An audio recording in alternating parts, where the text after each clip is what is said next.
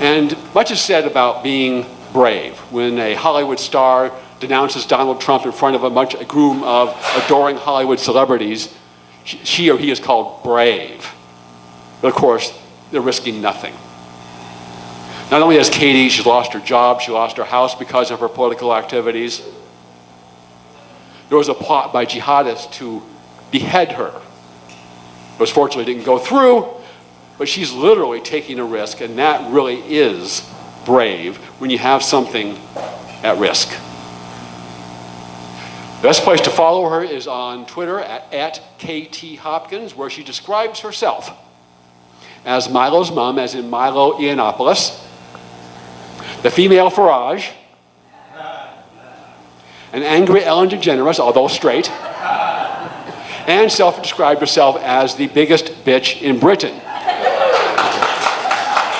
So if you are not already following Katie on Twitter, join the more than 1 million people who are and follow her there. I saw a quote on the internet. Abraham Lincoln said of Katie Hopkins, "We can't spare this woman. She fights." Now, Abraham Lincoln also said that it's hard to know when you find quotes on the internet whether they're genuine or not. But seriously, Abraham Lincoln said this of Grant when people were complaining to him about General Grant and his drinking. And he said, "I can't spare this man. He fights."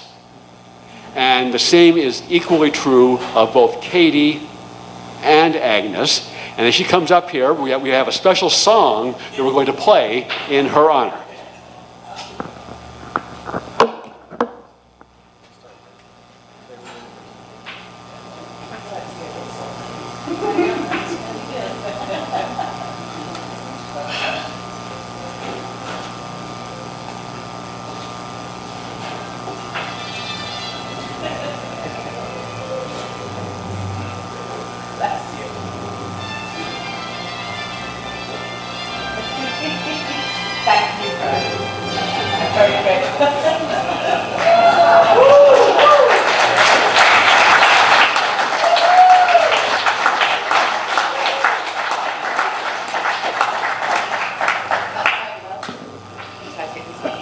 Thank you very much. Thank you, guys. That's quite the welcome. Thank you. Thank you very much indeed. I appreciate it. I'm very grateful. How are you all doing? Are you all good? Thank you so much for having me here. I have to say, it really does feel like coming home, you know, when I'm here. There's a lot of faces that I know. It feels like being back with family. And I don't know, it just feels like a kind of homecoming for me. So I'm really grateful to be here. I should also make clear that I am not Agnes Gibboney, just in case there was any confusion. I'm not running for Congress. Agnes is, and we're all here to support her. And I'm proud to be here, and I'm proud to call you my friend. So thank you all for having me here. I've got a bone to pick with you, actually, before we get started. It's quite serious, and I would like you to take it seriously, especially the sponsors here this evening. You know, I think you guys do great things, many great things. I'm so proud of your economy.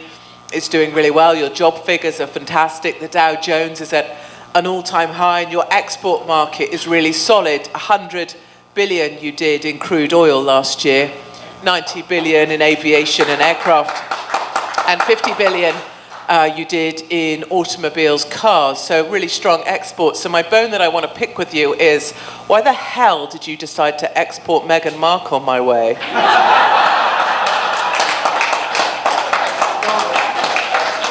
Because frankly, that is just something that you decided to do right there. Thank you very much, America. America. I do not forgive you for that one. We're trying to pass her off right now to Canada, and Canada have just turned around and said, well, we don't want her either. She is typical of every globalist I've ever hated. She is hugger, jihadi, kiss a migrant, preach to me about climate change while she's boarding her private jet.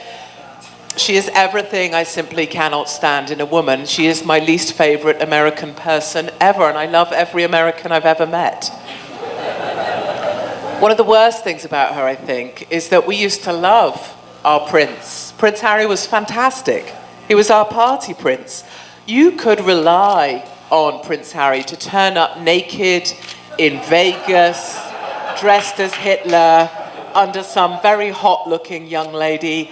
He was very reliable from that perspective. I love that about him.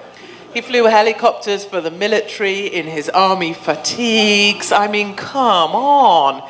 And he's had some of the best-looking girlfriends we ever saw. And now, frankly, he's about as interesting as my mother-in-law, and she is dead. It's been altogether very disappointing, and I hold you all entirely responsible. My name is Katie Hopkins, as we've seen. I have changed my hair slightly since the Milo's mum days. I'm being urged to change it back, but my children prefer it longer. I think they think I look more like a mother or something, I don't know. Yeah, the female Farage, I have better teeth and breath, just to make that perfectly clear as well. I proudly say that I am a straight, white, Christian, conservative mother of 3 small children under the age of 15. I'm a nationalist, and I'm proud to be all of those things. Those are absolutely the things I stand by. People like lovely Greg will know this line well, but I say that I have 3 children under the age of 15. My Muslim friends have 15 children under the age of 3. I am kidding, of course, I don't have Muslim friends. I like to call my husband my current husband, just to keep him on his toes. People are always surprised that I'm still married, which I don't think is really a compliment, is it? They say, "Oh, you're married?" ? Yes. "Oh, what a lovely mark?" ? Yes. Like, I can't be married to someone who's quite lovely. Lovely Mark used to be a Democrat, but I sorted that out, and he's now a Conservative as well. Yeah, thank you. If I have to, I plan to marry all of America until I get Trump back into power and just change people to Conservative one man at a time. I'm willing to do that for you guys, absolutely.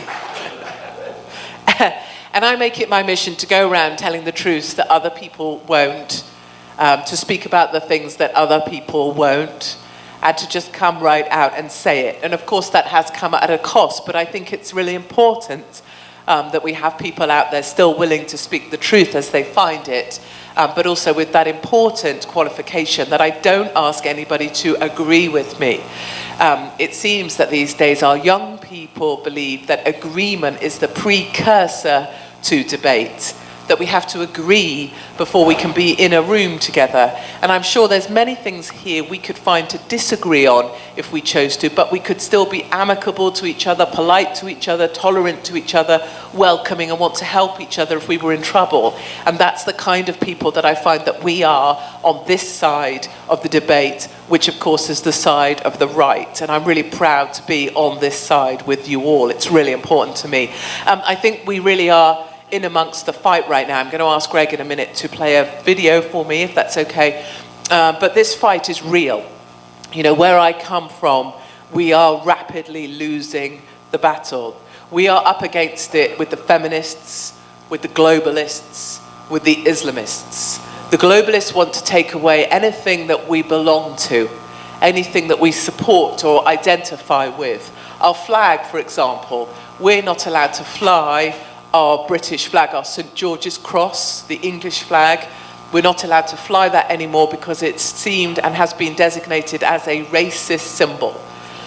So during the last World Cup, which is like soccer, which we would call football, there was a gentleman who was flying the St. George's Cross on his balcony, his apartment block, and he was told if he did not take that flag down, he would be asked to leave the building and have his tenancy removed. So that's our flag, and that's the way they make us feel, is that you're no longer allowed to be proud for your country or be proud for your flag. And I think you guys have seen a lot of that with idiots trying to kneel when your anthem is played and when your flag is played. And one of the great joyous things here in the States is watching the way that you guys have responded to that, in that you're not taking any of that nonsense. And it's so important that we continue to stand for our flag. The other thing that they've tried to take away, of course, is our sense of family. And it's one of the things I hear from many Americans and many American families is that Thanksgiving is now really awkward these days because families have liberals in them or a daughter-in-law who doesn't support Trump and has to make it known that she doesn't support Trump either. I was with a gentleman the other day who's running for Senate, and his own daughter-in-law changed her last name so that she didn't share the family surname anymore because she didn't want to be part of that family because they were Trump supporters. And I think this is the way the hatred manifests itself. It's sort of pushed down inside the family unit, and I think that's a really terrible thing.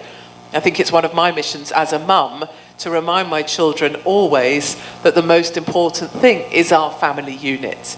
And the thing I hope for most of all is that even if my children one day stop speaking to me, which I completely understand, quite frankly, is that they will always stand up and stick up for each other. That seems like the most important thing and the most fundamental of the building blocks that we have. We're also up against it, of course, with the feminist movement, the extreme feminist movement that we've seen. And I think they're going to be out protesting on the 18th of January, aren't they? The women are protesting once more against Trump. The first wave feminists were bad enough.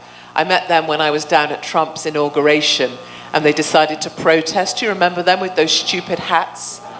Fairly chubby looking women who obviously keep cats. Never had a boyfriend. Very disappointing indeed. Turns out they were all down there. I was listening to them on the underground, the subway, and it turns out they'd all bought their tickets for Washington because they thought Clinton was going to win. And they didn't want to lose their money, so they came anyway and just decided to protest instead. So they all went marching around with those stupid, idiotic hats on with signs. Signs, oh, stop climate change. Oh, equal pay. Oh, me too. You know, none of them knew why they were there, really, other than that they had a ticket to Washington that they were determined to use. One of them had a ticket, a banner, sorry about this, Greg, and gentlemen in the room, saying, my pussy, because they have these pussy hats on, my pussy is made of steel. Mine has had a 14-pound baby out of it without a single stitch, but I don't feel the need to put it on a banner and walk around with it, my sister. Now we have to face down just glad my father isn't in the room sometimes, if I'm honest. Now we have feminism 2.0, where the O stands for, oh my God, is that thing really a woman? These ones are much worse, much worse. I think they compete to see who can be the ugliest. That's my general assumption for these latest brand of feminists. And they're the ones that believe and are forcing the trans nonsense down the throats of our children in school. We have the same issues that you have. We have the XXX sex education going into our schools. Some of the textbooks that are being used are horrific. The latest textbook that's being pushed, foisted on our children by our most important, our largest children's publisher in the UK, is a book that's about a father that decides that he's now a woman. And it's a child's book that fathers can buy for their children when they decide to transition to becoming a female.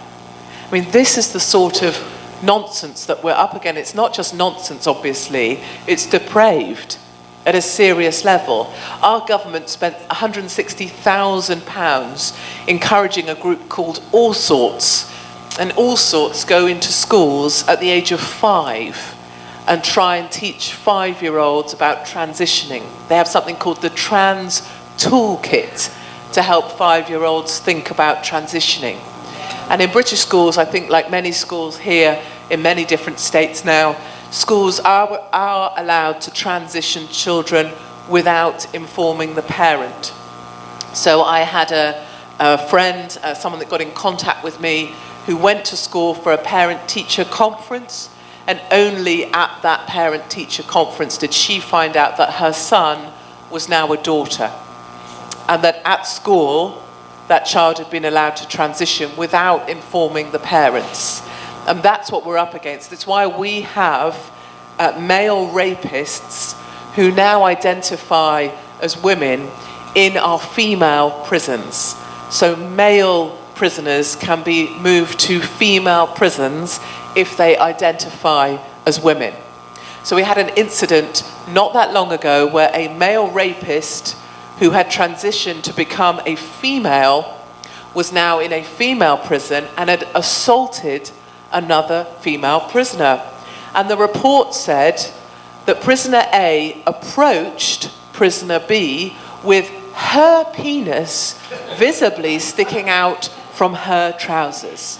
This is the madness of my country. These are the feminists, and they are the ones that are trying to break down any sense of belonging, any sense of normal, any sense of knowing who we are or what we want. And this is what our children, of course, are up against.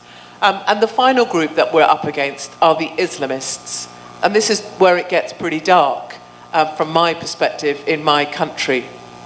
Where I am, I haven't got long left. We have 10 years as the UK before we are gone. As it stands, by 2035, which many of you will have worked out, is only 15 years away, even though it sounds far. But by 2035, Muslim births outnumber births to any other religion and or none. Muslim births outnumber all others. So that by 2045, we are outnumbered. I am already a minority in London, in Luton, in Bradford, in Birmingham, in Leicester, in Newcastle. The list goes on. And in those central boroughs of London, Newham, Tower Hamlets, that's where the Muslim majority is about 85%. It is why our little Muslim mayor will remain in power even though we have the highest crime rates for a decade. We have the highest stabbings for a decade. And that little Muslim mayor, I really dislike short people. I share that with Trump, if I'm honest. He is just about nipple height. I find that quite distressing as a female. And I'm talking about my mother's nipples. He will remain in power because the Muslim majority in London vote according to their religion. So unlike us, we might vote according to someone we like or love, or someone we care about, or someone that represents our views, or someone that will be good for policies that we agree with. Muslims invariably vote according to their religion. And I have to say that the face of London is changing. Greg, are you happy playing the video shortly? Can I get you behind your station for that?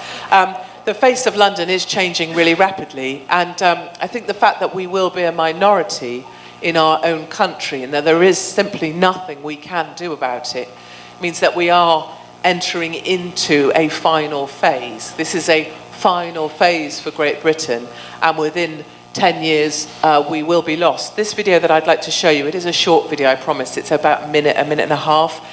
This is on Diwali.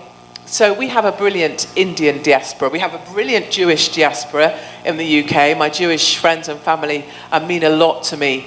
And we also have a brilliant Indian diaspora, Hindus and Sikhs, peaceful, brilliant, lovely men and women. And they are a target, just as our Jewish friends are, of the Pakistani Muslim mob. They would wish to see them gone. So this footage you're about to see is on Diwali, the most important religious festival of the year for our Indian community. It's like Christmas or for us, or Eid for a Muslim. And this is Diwali, and this is the Pakistani Muslim mob that have been bussed in to London, and they're here to protest Diwali and protest the Indian Hindu diaspora. And their plan from this point where we're going to start was to go to the Indian embassy, the Indian Commission, and deface it. A week prior, they had attacked the embassy. It was smeared with, what can I say, waste. And it was left in that state, and nobody had cleared it up. So this is the Pakistani mob, and I went down to face up to them in London.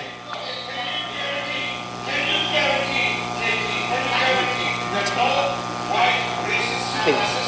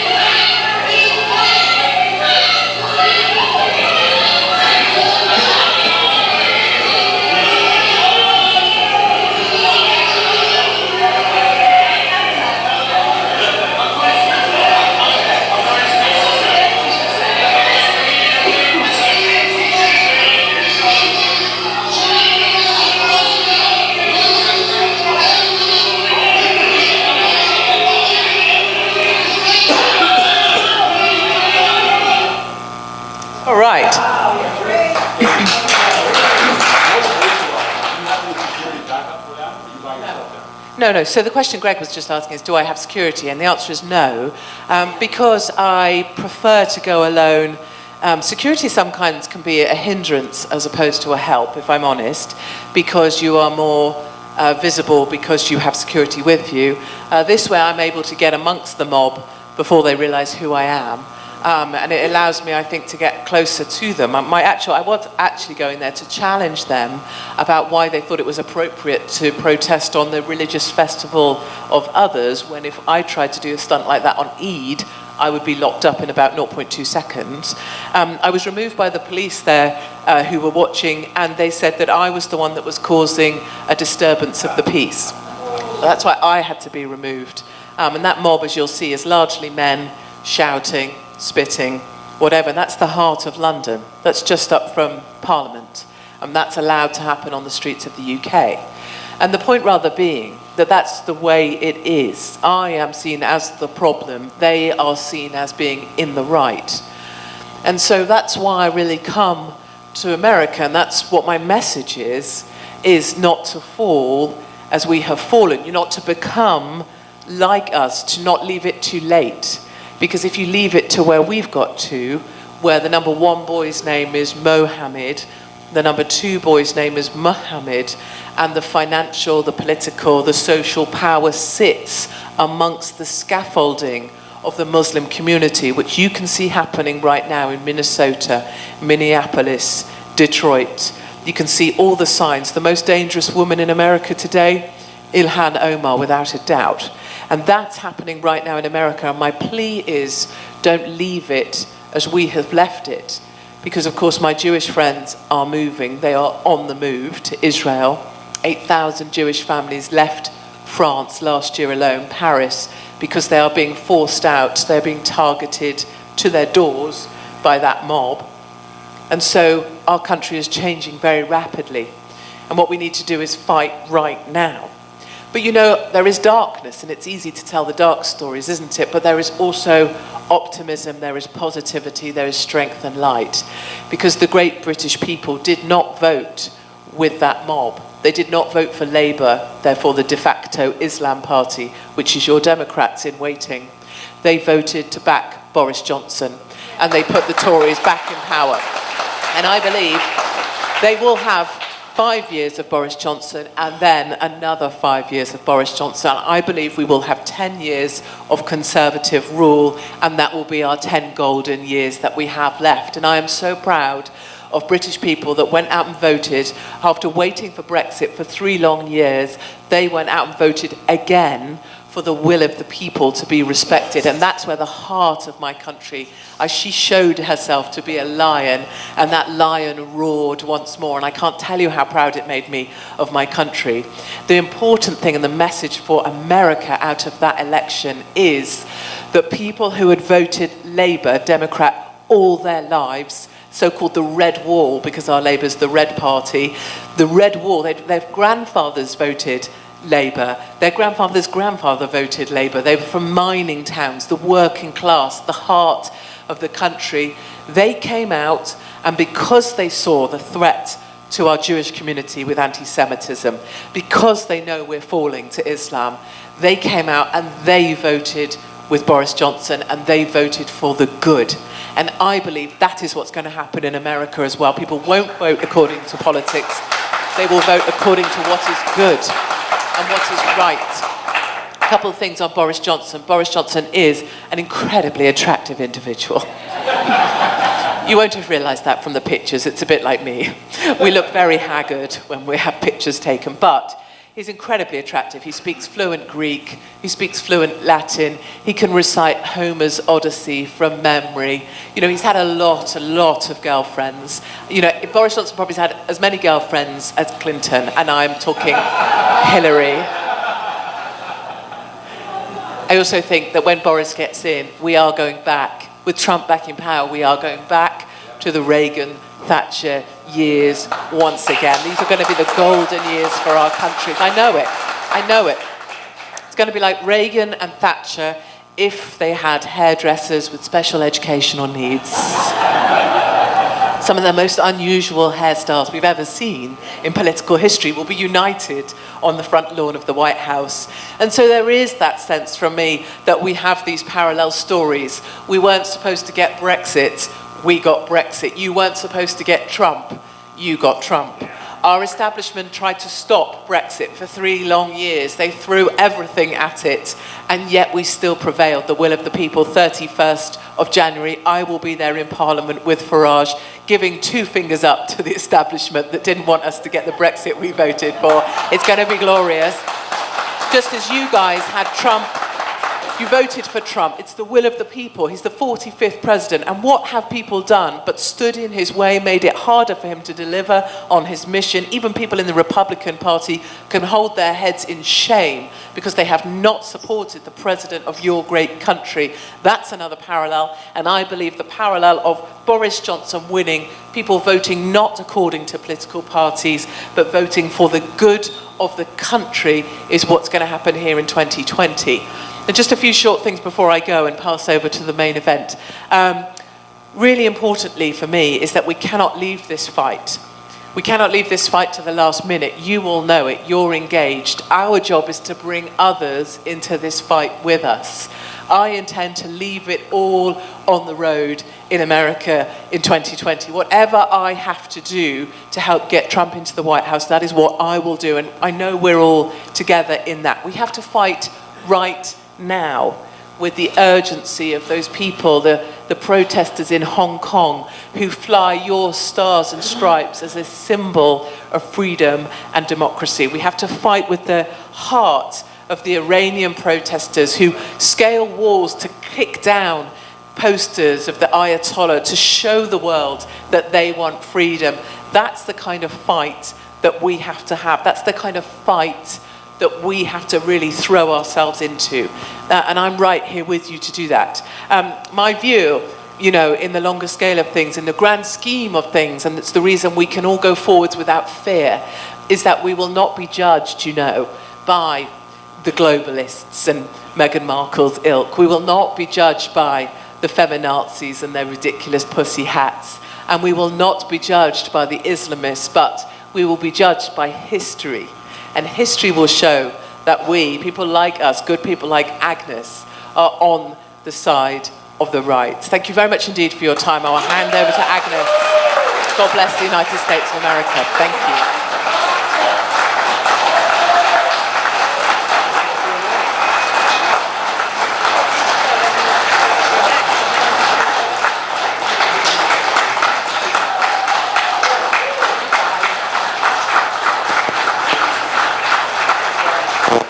There we go. Thank you. Katie. This is a little intermittent. Okay. We have a time for still Q&A here. If someone wants to ask a question, come on up here. Not everyone at once. Okay, while the line is forming, I'm going to ask you this. Yes. Boris Johnson's in, majority supported the country, Brexit. Why be so pessimistic that you can't save the country? You can. We can still save Western civilization and our countries. It'd be difficult, but we still can. So why it's all over? Why 2035? We're done. Yes, and I'm not a pessimistic type of person, obviously. I'm an eternal optimist. I think I just have to be strategically, you know, my background is military. Strategically, it would appear demographics alone suggest that we are outnumbered. We are certainly outnumbered by 2045. Realistically, we have to be looking to where we will go to hold our turf. And where we will go as Christians, we're looking now towards Hungary and Poland, because Hungary and Poland are great Christian nations that take absolutely no nonsense whatsoever. We've got great ambassadors here amongst us. They took 0 of Merkel's Muslim migrants. When she was forcing them on everyone else, they said no. They sent down their army to their borders. They reinforced their borders. They even used military personnel. They even had pigs on ropes. They patrolled their borders with pigs, because they really don't take any shit, those people. I'm very Polish in my heart. So my Jewish friends, and actually on the night of the election, and this is not an exaggeration, on the night, the 12th of December, my Jewish friends in Golders Green and other places, a lot of the female members of the family, the mother, the matriarch, they had a bag packed so that if Jeremy Corbyn got into power, they planned to leave the next day for Israel to make a place for their families there or to set up and bring their families with them. So that's the sort of, we are teetering on the edge, you know, of the move. And one day, I think there's a story where in California, you were brilliant, and you are brilliant at growing wine.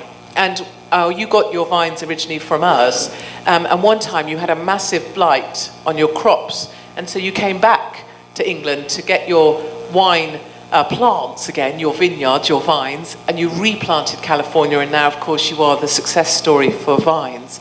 And I believe that is an accurate analogy for our Christian culture.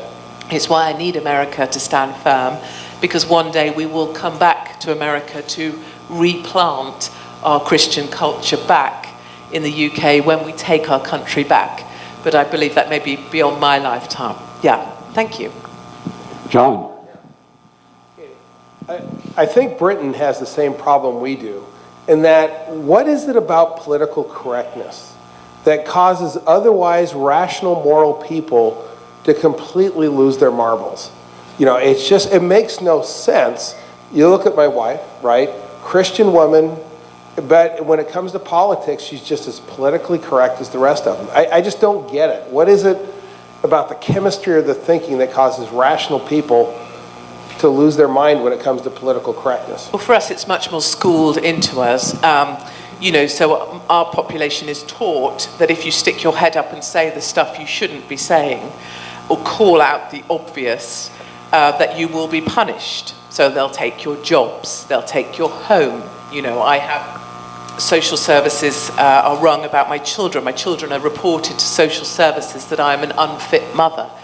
And they have to come and check on my children to check they're okay. And you have to bear in mind that in my country, if you have my political persuasion, that you're a conservative, Trump supporter, you cannot adopt children anymore because you're not seen as a fit parent. So that's what I'm up against. And you'll have seen, for example, Tommy Robinson, the gentleman that was in prison for speaking about Muslim rape squads. I was speaking about Muslim rape squads not that long ago. The police waited till my husband had just popped out for a moment to do a swim drop. One of my children swims. 2 plainclothes police came to a house I'm not even registered at. I don't own a home anymore. I had to let all of that go. And they intimidated my children, asked my children for their phone, for my details, and told the message that was passed to me was that if I didn't stop asking those questions, that they would pursue contempt of court charges against me, and that they would pursue the same action that befell Tommy. So people are taught to keep their heads down. We just had someone from the fire service retweeted one of my tweets, and he's just been let go from the fire service, 35 years service.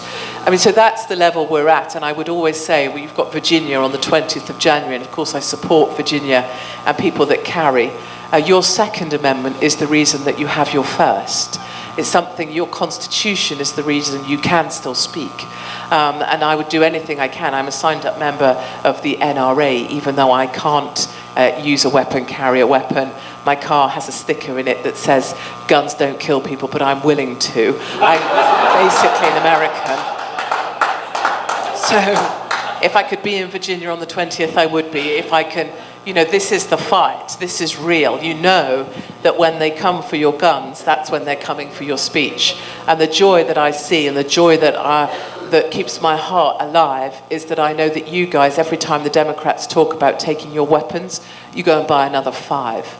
I was with a guy the other day, and Bob, and I went to his meeting. I got there, and right in front of me on the table, boom, out came the taser, boom, out came the knife, boom, out came the handgun. I was like, okay, it's that kind of meeting. And then he gestured across the table. He goes, how many weapons you got, Brian? And Brian goes, oh, I've got 15. How many have you got? Oh, I've got 24. He goes, how many have you got, Bruce? Oh, what, you mean including the cannons? I was at Morongo Casino. I had to hand out the draw prizes. 2 AR-15s. Come on, this country is just bloody marvellous. Right. Dale. Yeah. Katie, I wanted to get your perspective. What do you think with this impeachment trial that's going to take place in the Senate? Is this going to backfire on the Democrats, and in particular, the Democrats who are already in office, such as Pete Aguilar, who is full front in support of impeachment? Thank you for the question and your support for Agnes. I think these parallels between Britain and here are so fascinating. And we just went through 3 years of politicians not doing what we asked for. And how it works for us, we live in certain areas, we elect an MP, a member of parliament, to represent us in the parliament. So I'm here in Devon, I want to leave the EU. Suddenly, my member of parliament, my person, they're in parliament saying, no, no, no, we want to remain. We want to remain in the EU. They're not representing me at all. They're not representing what I think. They're not doing the job I asked them to do. They're just looking after themselves. And when we had our election on the 12th of December, we cleared out that parliament. The people that failed to represent their people were thrown out. They were removed. Boris Johnson has cleansed that place. He has hosed it down. And I believe that parallel is perfectly true in America as well. You guys are looking at the impeachment thing, and you know it's nonsense. If I'm not a Republican, I'm kind of a Democrat, if I'm watching those morons walking like this with that stupid, like they're carrying bloody champagne flutes on trays, pretending to be serious with their worst outfits on. Do they not know how to dress, these people? I mean, it's just shocking that they've got those bloody awful pens. Oh, I've got a special pen. It's the pen they're going to use to sign their new contract at McDonald's when they're handing out burgers and fries because they can't get employed anymore. Also, Nancy Pelosi. California is banning leaf blowers. With the amount of hot air that comes out of Nancy Pelosi, do they really think leaf blowers are the issue? I ask you. Anyhow, impeachment, and you can see them scrambling, can't you? You can see CNN. They don't know what to do. They don't know where to turn. They know it's nonsense. It is a ridiculous situation. But the parallel between trying to thwart Brexit and trying to thwart Trump is perfectly made. And the people know better than that, and they're going to be just as sick of it as we are. I feel pity sometimes. I genuinely feel pity for Biden. I genuinely believe Biden is unwell. Genuinely believe he's unwell. Jay? Well, you know, the House managers, the team of managers, they're called the Ku Klux Klan. Yeah. Nice. I thought that joke was going to work. Okay. Hey, Lane. it takes practice to be funny. Yeah. That's why you make the big bucks. My question. Sorry. Hi, Katie. It's good to be here and see you. Thank you. What I wanted to ask about, I have a college student who's living with me, and she's very bright, she's conservative, but of course the college she goes to is quite liberal. And we got into a discussion about Brexit, and she was quite distressed because she's claiming that, you know, Britain will not survive economically without being in the EU. You know, and I just kind of had to respond by saying, the people voted for this. And yeah, they might face hard times, but they'll get through it. And I just kind of wanted to get your take on that as a British citizen. Yes. Thank you. Thank you very much indeed, and well done for having a college student live in your house. Christ, I'd rather have cats. So, yeah, this is the big idea, is that we're going to fail dramatically when we leave the EU, that we can't possibly survive. And actually, I think what's going to happen is we're going to flourish. And my suspicion is we're going to do rather fantastically well. And my other suspicion is that Italy and Greece and Spain and others are going to look at us and they're going to say, you know what? We're going to get out too. And that is my actual sense of what is actually going to happen. I also noticed there's been a complete lack of accountability by those individuals who told us, and we actually had this put through our doors, you know, our letterboxes in Britain are in our front doors. The government delivered a leaflet to every single home in the UK telling us that if we voted for Brexit, that doomsday would happen immediately. There would have to be an emergency budget. Pensioners would be throwing themselves from bridges because of the disaster of the thing. And none of that happened, of course. Everybody just carried on pretty much like normal. And what never happens, of course, is there's never accountability for those people who told us that doomsday scenario, is there? They're never held up and asked, you said this would happen, it hasn't, it's time for you to go. So my suspicion is the real reason the EU made it so hard for us to leave is because they know without us having to pay them £59 million in subsidies each year, we are going to do rather better than they. And let's bear in mind, of course, the EU also tell us how bendy our bananas have to be. I kid you not. They tell us the curve on the banana that's acceptable. When I go to get a goldfish for my child, no joke, the EU tell me how big that tank has to be for one piddly little goldfish. Those are the sort of, it's basically like being ruled over by Canada. Nobody's going to be told what to do by a Canadian, not last time I looked. I'm not a big fan of the Canadians, can you tell? So I think we're going to do brilliantly well. The 27th of January, if I can bother you and bore you with it, is a big, big day in Italy. I will put it on my Twitter feed because in a little bit of Italy where it's like a communist heartland, it is essentially California, it is New York, it is the bubble of, it is Austin. Oh, God save us. In that little bubble in Italy, which is Austin, which is California, which is all those things, they are going to vote for Salvini, who is our guy, who is the right-wing guy, who's basically told the migrants to do one and won't let the boats land anymore in Italy. It looks like that place is turning on its heel and is going to vote with us. And I think it's another sign of what's happening this spring, populist spring. That's on the 27th of January, and I'll update you to how that goes, because I think it's the sign of the dominoes falling, beginning to fall. Yeah.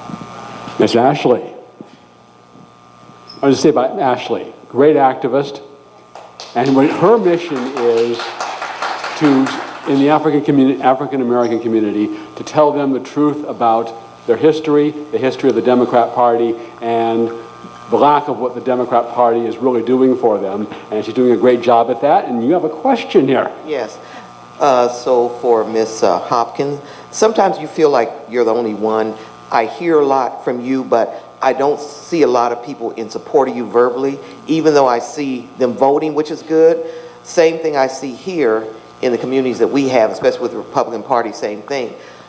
I'm a Republican out of a sea of Democrats. That hat, I wear it all the time, I'm a friend. They don't bother me, okay? Now, how can we get people in our community to stand up and start being more vocal, to get out of these silos we're in?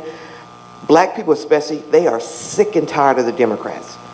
We haven't given them any reason to vote for us. They never hear from us. So what could we do as individuals group to be more bold in that assertion, to get people out of these silos, talking to each other, and start talking to, more people outside of the silos?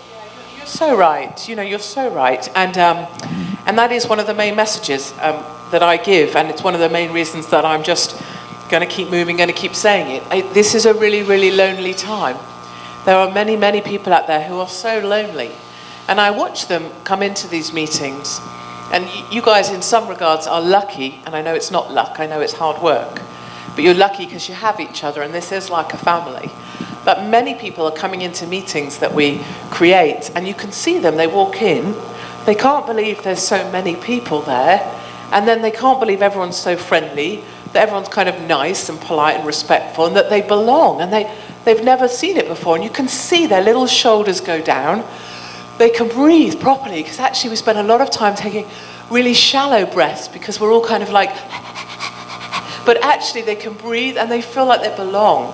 And I think that's the key message that we do give out, is that you're not on your own. And I think even if we can't wear our hats, and I know that's tricky, I think a little pin, sometimes a little bracelet, the little sticker here or there, allows people just an access point. And you've seen it happen. People will say, I like your hat, or I like your bracelet, and it's a way in of connecting them.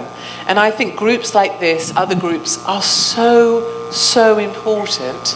And I also think as speakers or activists, we have a role in bringing positivity and forward momentum. And I think anytime you find a speaker who's only going to tell you the things we already know about the doom and gloom, that isn't really acceptable or good enough. The onus on speakers and activists is to provide that forward dynamic, because I am very, very confident we're going to win this thing. I am very confident. If it doesn't happen, okay, I'm going to end it all and jump off the Golden Gate Bridge. That's also fine. But I am very confident, and that confidence, I think, is infectious in itself. Because I believe many people who cannot outwardly say they're going to support Trump will privately walk in to those ballot boxes and vote for President Trump. But be that positive momentum, be that forward direction, be that force. Last question, make it a good one. Yeah, all right. I'm Ole Ellingston. I'm from Altaloma, California. And I've been a Trump supporter when I first saw him coming down the escalator there. And I believe it's going to be Trump in a landslide 2020. You know that's a fact. And if you're a politician out here, if you're somebody that wants to be politically correct and you're not going to stand up and fight for Donald Trump and you want to try to be politically correct in this county, you might want to just think about leaving the county. You're trying to be politically correct.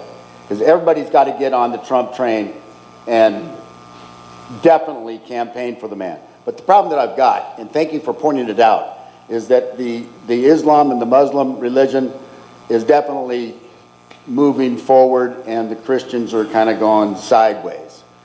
Do you have a suggestion on how we could address the Sharia law and how it's taking over cities and how our Constitution can basically trump the Sharia law that's being implemented throughout this country? And I don't know, I think we just got to stop issuing permits for mosques. So that's all I got. That's so true. It's so true, because what I noticed from my learning is that by the time we woke up to this stuff, and obviously we still can't talk about it, it was already done. By the time we woke up, I woke up to what was happening in the UK. The scaffolding around my house was already in, all of the roles, the positions of power, the mayoral office, the London mayor, this mosque here, a mosque being built in the Outer Hebrides in Scotland where there's no Muslims. This council here, all Labour, all Muslims. These guys, this organisational facility, this mosque, we make a really big mistake when we imagine a mosque is a church. And we do that. We use those phrases interchangeably. Oh, we have our church. Oh, they have their mosque. It's not like that at all. That is a complete myth. A mosque is a centre of organisation and control. That is what it is. The last time we had an attack involving a mosque, the mosque was raided and the arms cache was inside the mosque. I've spent time in the jihadi capital of Europe. It's called Molenbeek. It's in Belgium. Spent quite a long time there. It is majority Muslim. Those mosques there are hugely well funded.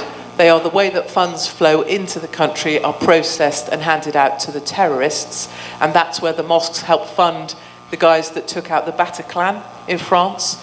Mosques are the centre of control. You had it here in Houston. You know how many mosques there are in Houston? 25. When you had Modi over, brilliant, brilliant, brilliant leader, he is the Trump of India. I love him. I love him. I will marry him too, hopefully, hopefully. When you had Modi here, Trump wanted to get in on the act because there were so many people going. Trump was like, sorry, pardon what? I'm coming along too. Someone more popular than me? I don't think so. Anyway, when they were picking up the protesters, who were the majority Muslim protesters, where do you think they picked them up from? The mosques. These are centres of coordination and control, and they are where the takeover will eventually come from. Every time you look like you're about to lose a church, we need to get people moving to defend that church. Because where I am, those churches are shutting and a mosque springs up right in its place. And America still has time to stop this thing. You still have time to be calling out Ilhan Omar, watch who they're voting in, watch who's getting into those local councils, because as you rightly say, it's the local councils where they start taking over and having the funding. We have Muslim police, Muslim housing, we have Sharia, we have complicit and compliant police authorities working with the Muslims. And it's not too late for America. And that's the message. It is not too late for this place. And it's why people like Agnes are going to matter. Katie, we cannot thank you enough for being here tonight, supporting Agnes's candidacy, and for everything you do for the cause of freedom in the world. And we just thank you, thank you, thank you. You're wonderful.